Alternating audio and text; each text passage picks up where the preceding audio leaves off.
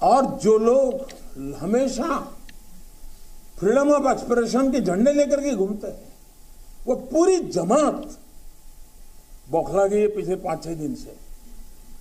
और ये फिल्म का तथ्यों के आधार पर, आर्ट के आधार पर उसकी विवेचना करने के बजाय उसको डिस्क्रेडिट करने के लिए बड़ा मुहिम चला है। आपने देखा होगा, एक पूरी इकोसिस्टम, कोई सत्य उजागर करने का साहस करे, उसको जो सत्य लगा उसने प्रस्तुत करने की कोशिश की, लेकिन उस सत्य को न समझने की तैयारी, न स्वीकारने की तैयारी है, न ही दुनिया इसको देखे इसके लिए उनकी मंजूरी है। जिस प्रकार का षड्यंत्र पिछले 5-6 दिन से चल रहा है। मेरा विषय कोई फिल्म नहीं है,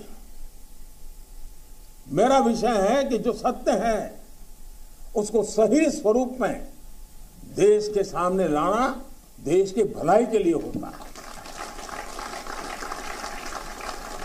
उसके कुछ कई पहलू हो सकते हैं, किसी को एक चीज नजर आती है, किसी को दूसरी नजर आएगी। जिनको लगता है कि ये फिल्म ठीक नहीं हो, अपनी दूसरी फिल्म बनाए, कौन मना करता है। लेकिन उनको हैरानी हो रही है कि जिस सत्य को इतने सालों तक दबा करके रखा, उसको तथ्यों के आधार पर जब बाहर लाया जा रहा है और कोई मेहनत करके ला रहा है, तो उसको पूरी इकोसिस्टम लग गई है, पूरी इकोसिस्टम लग गई है। और ऐसे समय जो सत्य के लिए जीने वाले लोग हैं, उन्होंने सत्य के खातिर खड़े होना उनकी जिम्मेवारी होती है। जोहार, जय मूल निवासी, मैं संकेत और आप देख रहे हैं एमएन टीवी।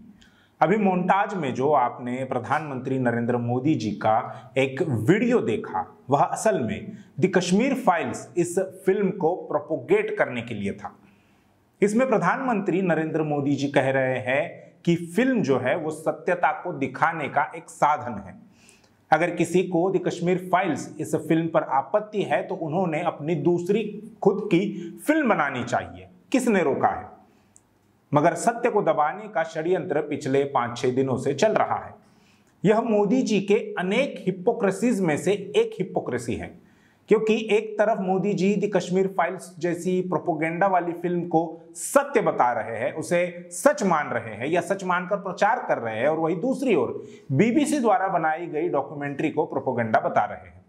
अगर मोदी जी को बीबीसी की डॉक्यूमेंट्री पर आपत्ति थी तो उन्होंने अपनी अलग से एक खुद की डॉक्यूमेंट्री बनानी चाहिए थी और जो सत्य है वो लोगों के सामने रखना चाहिए था। मगर उन्होंने बीबीसी की डॉक्यूमेंट्री पर भारत में बैन लगा दिया है। बीबीसी की एक documentary India the Modi question, जिसे भारत सरकार ने यूट्यूब व ट्विटर से कहकर भारत से हटा दिया है।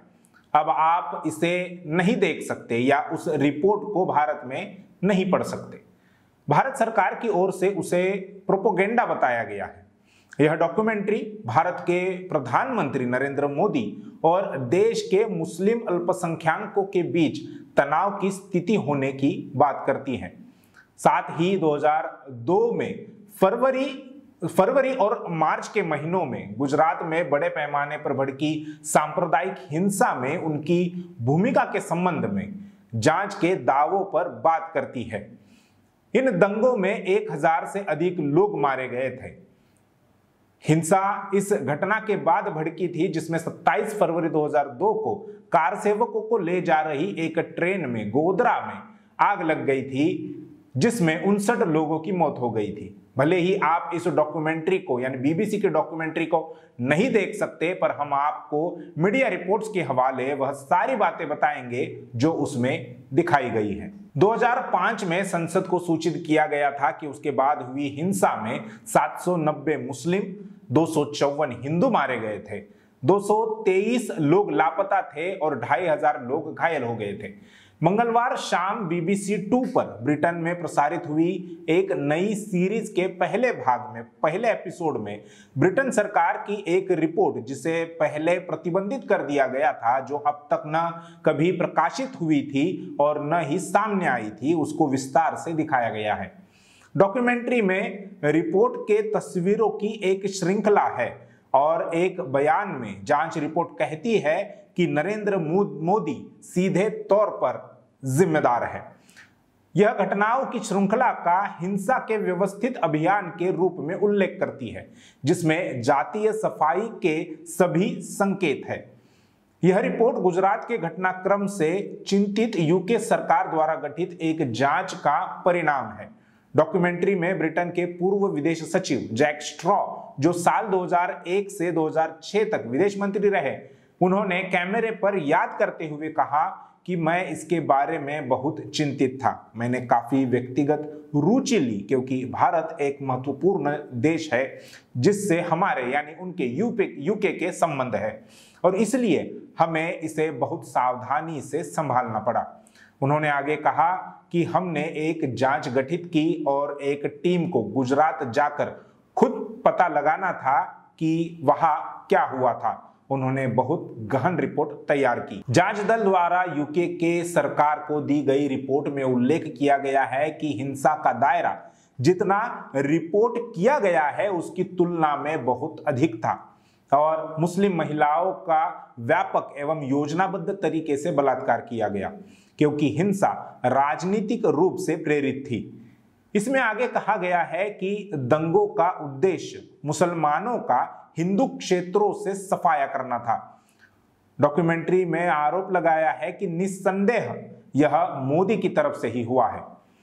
डॉक्यूमेंट्री में एक ब्रिटिश राजनयिक ने अपनी पहचान जाहिर न करते हुए कहा है कि हिंसा के दौरान कम से कम 2000 लोगों की हत्या कर दी गई थी, जिनमें से अधिकांश मुस्लिम थे।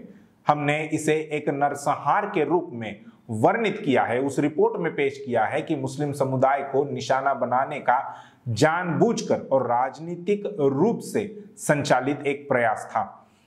इसमें राष्ट्रीय स्वयंसेवक संघ यानी आरएसएस से संबंधित विश्व हिंदू परिषद वीएचपी का भी रिपोर्ट में उल्लेख है। पूर्व राजनयिक ने कहा कि हिंसा व्यापक रूप से एक चरमपंथी हिंदू राष्ट्रवादी समूह विहिंप द्वारा आयोजित की गई थी। रिपोर्ट कहती है कि विहिंप और उसके सहयोगी राज्य सरकार द्वारा बनाए गए दंड मुक्त के माहौल के बिना इतना नुकसान नहीं कर सकते थे। डॉक्यूमेंट्री में आरोप लगाया है कि दंड मुक्ति के भाव ने हिंसा के लिए माहौल तैयार किया। पूर्व ब्रिटिश विदेश सचिव स्ट्रॉ ने बीबीसी को बताया कि बहुत गंभीर दावे किए गए थे कि उस वक्त के मुख्यमंत्री नरेंद्र मोदी ने पुलिस को वापस बुलाने और हिंदू चरमपंथियों को मौन रूप से प्रोत्साहित करने में काफी सक्रिय भूमिका निभाई थी। उनका कहना है कि मोदी के खिलाफ ये आरोप चौंकाने वाले थे और पुलिस को समुदायों की रक्षा करने के काम से रोककर विशेष तौर पर राजनीतिक संलिप्तता का एक जबरदस्त उदाहरण पेश किया। उन्होंने आगे स्वीकार किया कि एक मंत्री के रूप में उनके पास काफी सीमित विकल्प थे। ये बात नरेंद्र मोदी जी ने कबूल की। हम भारत के साथ राजनीतिक संबंध तोड़ने नहीं जा रहे थे, लेकिन जाहिर तौर पर यह उनकी प्रतिष्ठा पर दाग था। 2002 के दंगों के बाद ब्रिटिश सरकार ने मोदी द्वारा रक्तपात को न रोकने के दावों के आधार पर उनका राजनयिक बहिष्कार किया था। यह अक्टूबर 2012 में समाप्त हुआ। बीबीसी के अनुसार उसी दौरान यूरोपीय संघ द्वारा भी एक जांच गठित की गई थी जिसने मामले की पड़ताल की।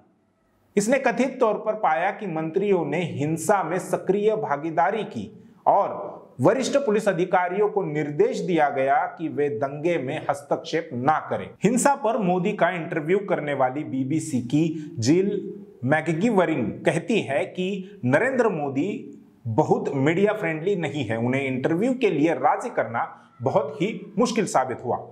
उन्होंने मुझ पर एक बहुत ही करिश्माई, बहुत ही शक्तिशाली और काफी खतरनाक व्यक्ति के तौर पर प्रभाव छोड़ा। बार बार हिंसा और गुजरात की उथल पुथल के बारे में उनके सवाल पर मोदी को यह जवाब देते हुए देखा जा सकता है, उस डॉक्यूमेंट्री में देखा जा सकता है कि वो कहते हैं कि मुझे लगता है कि पहले आपको अपनी जानकारी ठीक करनी चाहिए। राज्य में बहुत शांति है। राज्य में कथित तौर पर कानून व्यवस्था को ठीक से नहीं संभालने के सवाल पर उन्होंने कहा कि यह पूरी तरह से गुमराह करने वाली जानकारी है और मैं आपके विश्लेषण से सहमत नहीं हूं। आप अंग्रेजों को हमें मानवाधिकार का उपदेश नहीं देना चाहिए, हमें ह्यूमन राइट्स पर ज्ञान नहीं देना चाहिए। हालांकि यह पूछे जाने पर कि क्या पूरे प्रकरण में कुछ ऐसा था जो मोदी अलग तरीके से करना चाहेंगे, इस पर मोदी ने कहा कि एक क्षेत्र है जहां मैं चीजों को अलग तरीके से कर सकता था और वह है मीडिया को कैसे हैंडल किया जाए। डॉक्यूमेंट्री में उल्लेखित ब्रिटिश जांच रिपोर्ट का निष्कर्ष है, जब तक मोदी सत्ता में रहेंगे समन्वय असंभव होगा। BBC 2 डॉक्यूमेंट्री अभी भारत में देखने के लिए उपलब्ध नहीं। उल्लेखनीय है कि बीते साल जून में भारत की शीर्ष अदालत ने कहा था कि गुजरात दंगों के पीछे कोई बड़ी साजिश नहीं थी। शीर्ष अदालत यानी सर्वोच्च न्यायालय ने विशेष जांच दल यानी SIT द्वारा मोदी को दी गई क्लीन चिट के खिलाफ पूर्व सांसद एहसान जाफरी की पत्नी जाकिया जाफरी की याचिका को खारिज कर दिया था। सुप्रीम कोर्ट ने यह भी कहा था कि उच्चतम स्तर पर बड़ी आपराधिक साजिश के आरोप ताश के पत्तों की तरह ढह गए हैं, उसमें कोई बल नहीं है। यानी अब यहां पर देश की सर्वोच्च अदालत की ईमानदारी भी शंकाओं के घेरे में आ गई है। सर्वोच्च अदालत को चाहिए था कि वह मामले की निष्पक्षता से जांच करे, वह न्याय देने का कार्य करे, लेकिन अदालत ने ऐसा नहीं किया। यह बात अब BBC की डॉक्यूमेंट्री आने के बाद दावे से कही जा सकती है। लेकिन एक सवाल यह भी है कि BBC के पास ये सारे दस्तावेज पहले से होने के बाद भी उसे प्रकाशित करने में उन्होंने इतना समय क्यों लगाया? क्या इसी सवाल को दूसरे शब्दों में अगर कहें तो BBC ने यह डॉक्यूमेंट्री अभी क्यों प्रकाशित की? क्या उसके पीछे कोई इंटरनेशनल पॉलिटिक्स है?